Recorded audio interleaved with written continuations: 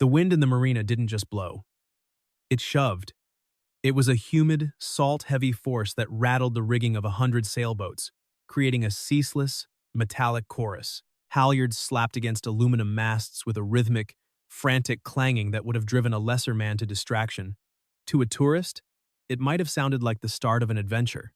To me, it sounded like static interference on a radio channel nobody was answering. I stood on the floating dock, the wood shifting slightly under my boots with the tide. My duffel bag dug into my shoulder, a physical weight to match the mental one I was trying to put down. I was Colson Walker, 30 years old, and for the last 5 years, my job had been to talk people off ledges, out of bank vaults, and away from detonators. I was a crisis negotiator for the Chicago PD. I knew how to lower a heart rate with a whisper. I knew how to trade time for life. I knew the precise intonation required to make a desperate man hesitate, but I didn't know how to sail. And right now, staring at the maze of white fiberglass and tangled ropes, I felt a rare spike of disorientation. I was out of my element. There were no walls here, no perimeters to secure, just the endless, indifferent water. "You're standing on the line, rookie." The voice came from below, sharp and gritty, like sandpaper on teak. I looked down. I was standing next to a 40-foot sloop named the Kestrel.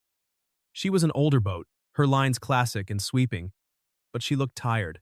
The white fiberglass was scuffed at the gunwales, a testament to years of hard docking, and the teak deck was gray with age and sun. Coiling across the dock near my boot was a yellow polypropylene line, which I was currently pinning to the wood. I stepped back, lifting my boot. "Sorry." A woman popped her head up from the companionway. She climbed out into the cockpit, wiping grease from her hands onto a rag. She was roughly 38, with skin the color of polished mahogany and hair pulled back in a messy, wind-tangled braid that defied gravity. She wore a faded navy polo shirt with a frayed collar and board shorts that had seen better years. Her eyes were dark, sharp, and assessing me with the same critical gaze a mechanic gives a stalling engine. She didn't look like a customer service representative. She looked like someone who argued with hurricanes. "Colson Walker?" she asked. "That's me," I said. "Here for the Coastal Skipper Certification, the intensive course. I'm Captain Rivera. Halo." She didn't offer a hand. She tossed me a fender, a heavy white rubber bumper. "Catch. We're casting off in 10. Tide waits for no one, and neither do I." I caught the fender against my chest. It smelled of algae, diesel, and old salt. "I thought we started with a classroom session," I said, checking my watch. "Safety briefing." "The ocean is the classroom," she said, disappearing back below deck. "And the theory is, if you fall in, you get wet. If you get hit by the boom, you get a concussion. Stow your gear in the starboard cabin. Don't touch the navigation table. And for the love of God, don't wear those boots on my deck unless the soles are non-marking." I looked at my boots. They were tactical. Non-marking. Vibram soles designed for silence and grip. I stepped aboard. The boat shifted under my weight. It felt alive, unstable.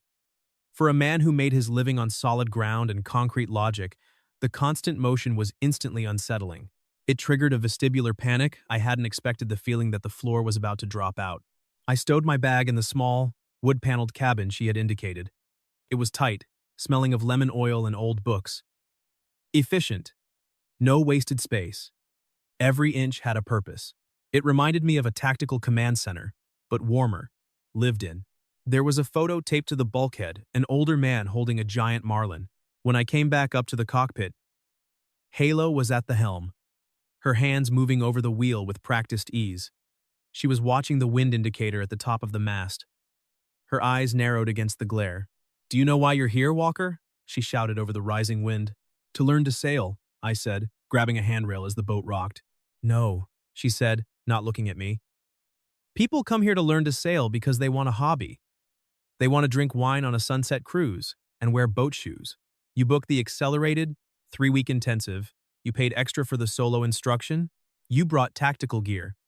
That means you're running from something or running to something. Which is it?" I looked at her. She was direct. No preamble.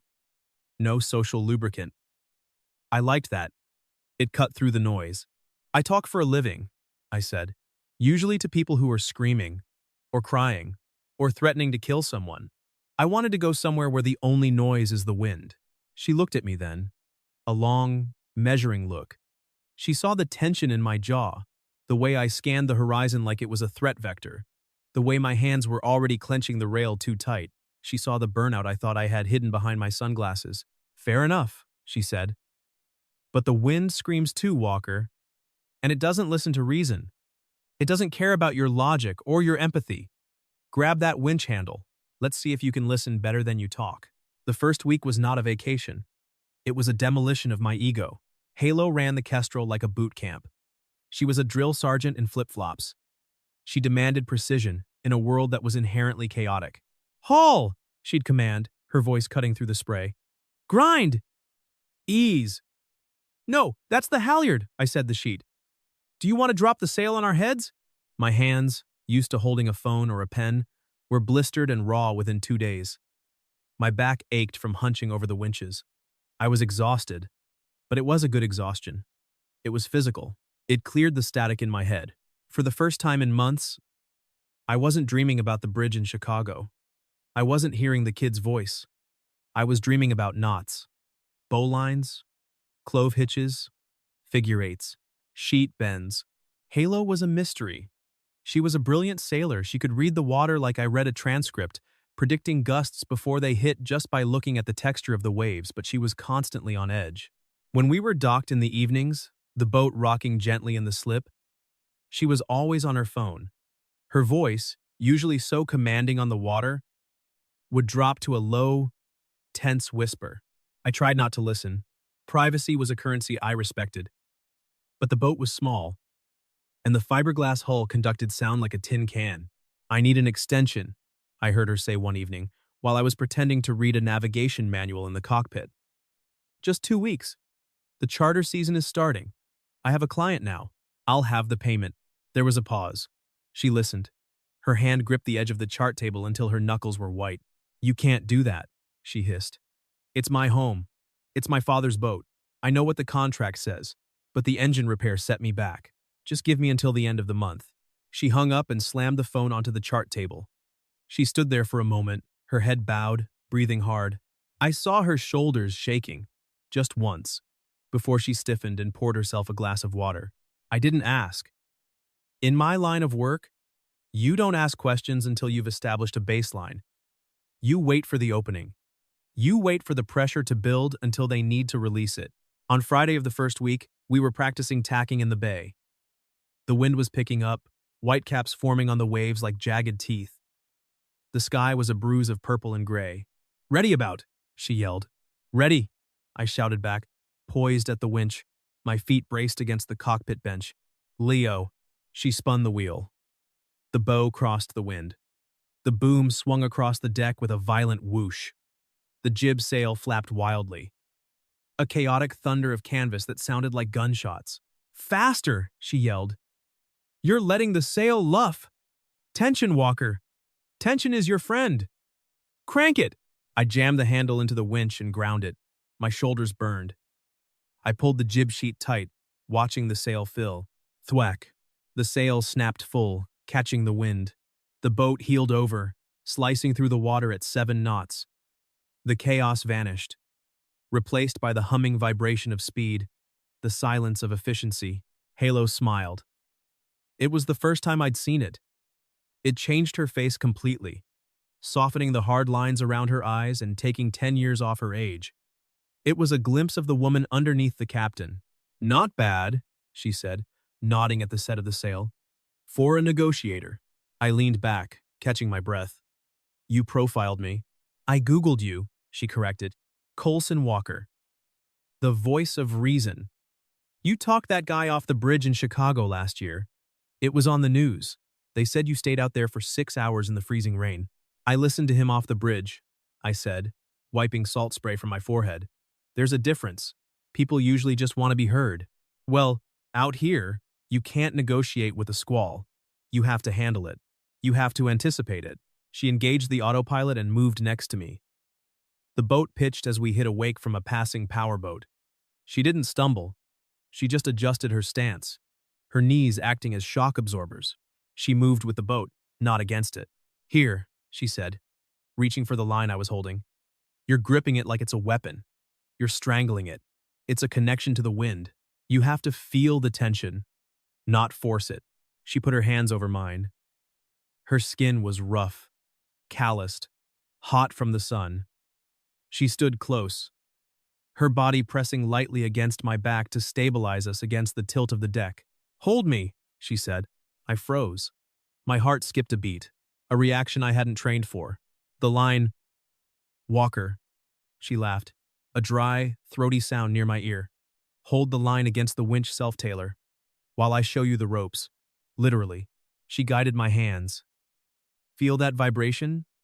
That humming? That's the sail telling you it's happy. If it shudders, it's starving for air. If it pulls too hard, it's overpowered. You have to listen with your hands. I closed my eyes.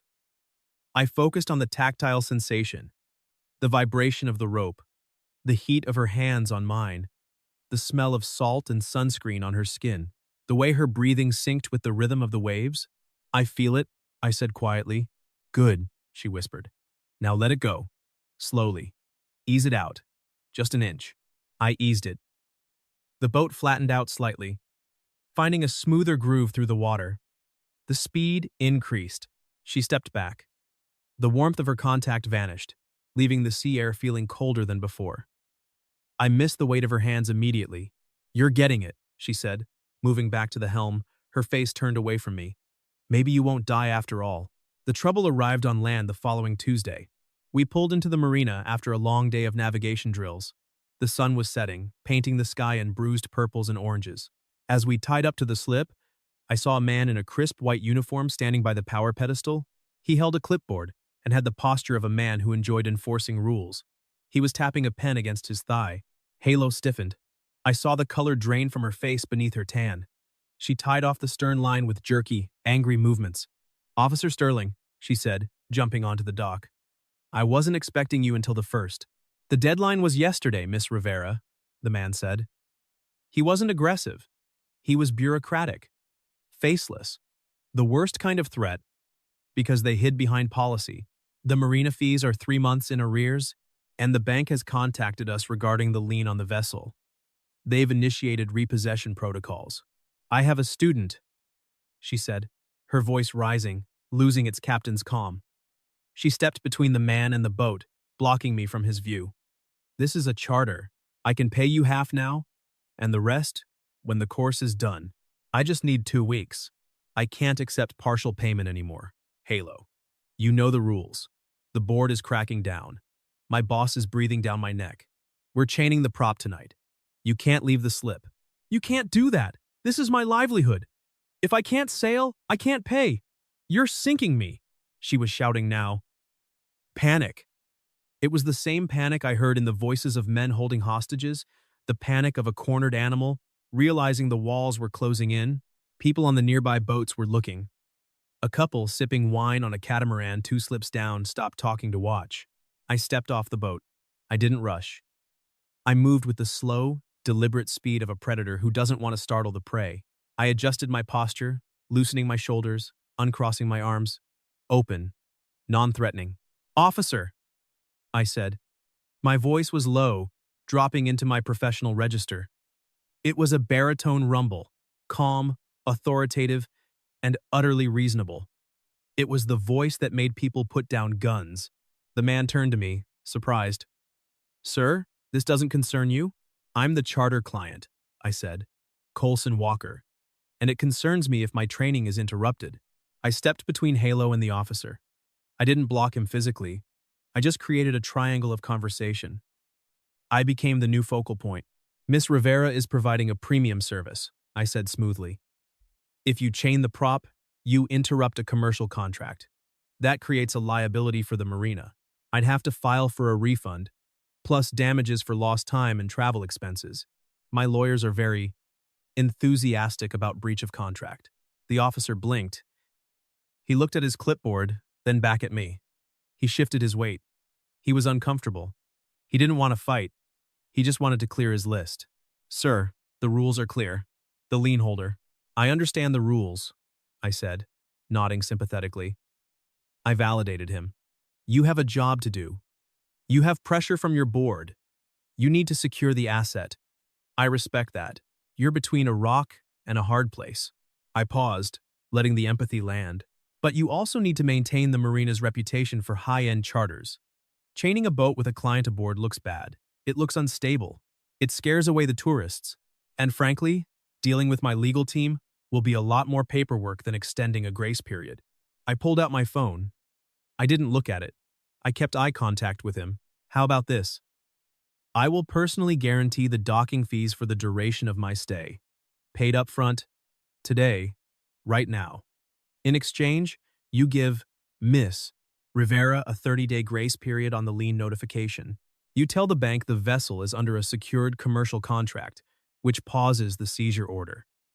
That gets you your money, it keeps the bank happy, and it lets me finish my course. Everyone wins. The officer looked at me. He looked at Halo, who was staring at me with her mouth slightly open, her fists clenched at her sides. He sighed, rubbing the bridge of his nose. The bank won't just take a word, Sterling said, his voice losing its official edge. They need paper. They need proof of funds. I'll draft a letter of engagement, I said immediately, stating the Kestrel is critical to an ongoing training operation, and I'll provide a proof of wire transfer for the fees. I'll email it to your office and copy the bank's legal department. It gives you cover. Sterling hesitated. He looked at his watch. If I have the wire confirmation by 5 p.m., I can hold off on the chain. But the bank, they're sharks, Mr. Walker. I can only buy you 30 days. 30 days is all we need, I said. Fine, Sterling grunted. Get it done. He turned and walked away, his heels clicking on the wood. Halo slumped against a piling. The fight went out of her, leaving her looking small and exhausted. She looked at me. You just paid $2,000 for me. I paid for my lesson, I said. I can't learn to sail if we're chained to the dock. I can't pay you back. Not yet. I didn't ask you to. Why did you do that? She asked, her voice shaking. You don't even know me. You're a client. This isn't your problem. I know you, I said. I know you respect the wind. I know you don't cut corners on safety. I know you double-check every shackle. And I know what it looks like when someone is drowning. She looked away, wiping her eyes angrily with the back of her hand. I'm not drowning. Everyone drowns sometimes, Halo, even captains. The trick is knowing when to grab the line.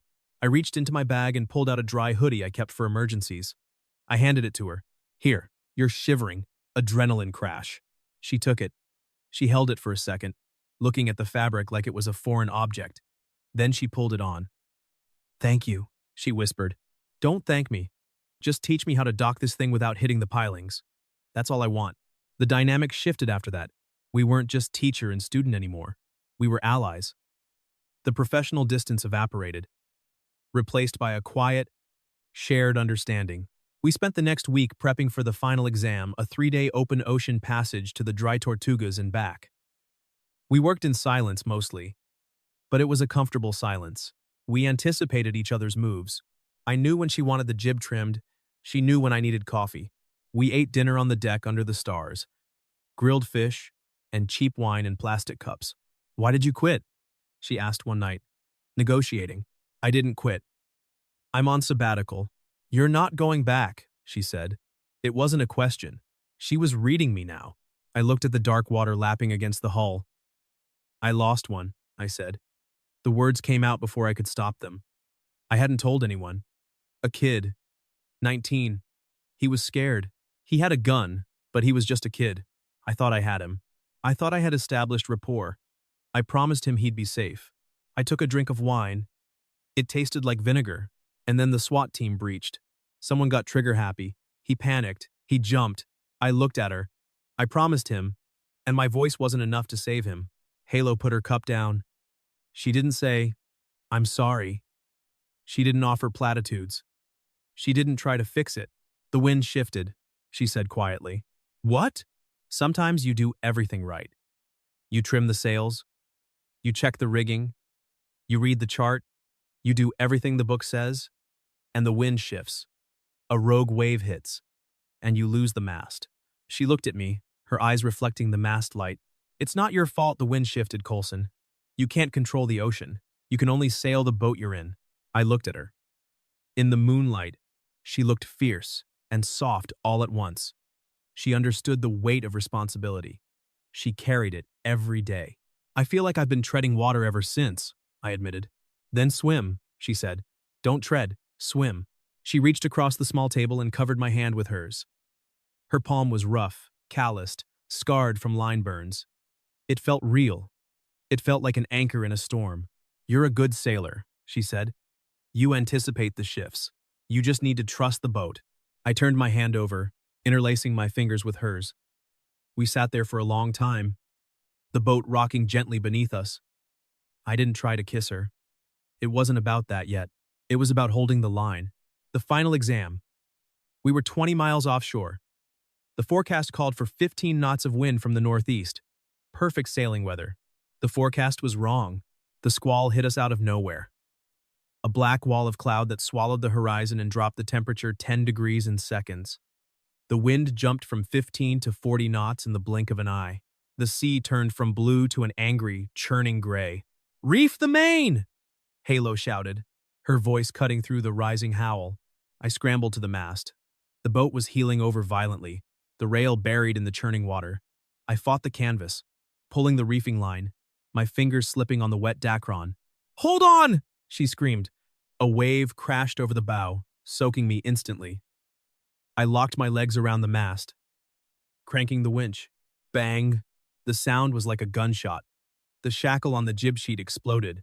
The metal pin sheared under the immense pressure. The jib sail started to flog, whipping violently in the wind like a giant, angry bird. The heavy metal clew swinging like a mace. "The sheet is gone!" I yelled. "Take the helm," Halo commanded, unclipping her harness. "Keep her nose into the wind. I have to go forward and secure the sail before it tears itself apart or cracks the mast." "It's too dangerous," I shouted. "I'll go." "You don't know the knot!" she yelled back, her eyes wild but focused. "You steer. Keep it steady, Walker. Do not let us broach. If we turn broadside to these waves, we roll." She clipped her safety harness onto the jackline running along the deck and ran forward, crouching low. I grabbed the wheel. It was fighting me, kicking like a living thing. The rain was blinding. Horizontal sheets of water that stung my face. I couldn't see Halo. I could only see the white shape of the sail thrashing in the darkness. "Focus," I told myself. Tactical calm. Breathe. Control the variable. I watched the wind indicator. I watched the compass. I felt the boat. "Listen with your hands." I steered into the waves, feathering the wheel, keeping the boat flat enough for Halo to work, but not so flat that we lost momentum and stalled in the trough. It was a delicate, violent dance. I saw Halo at the bow. She was wrestling the sail, a small figure against the chaos. She got the sail down. She was tying it off with gasket ties. Then the boat dropped into a deep trough. A massive wave broke over the deck, green water sweeping everything. Halo, for a second, she was gone, buried in white water.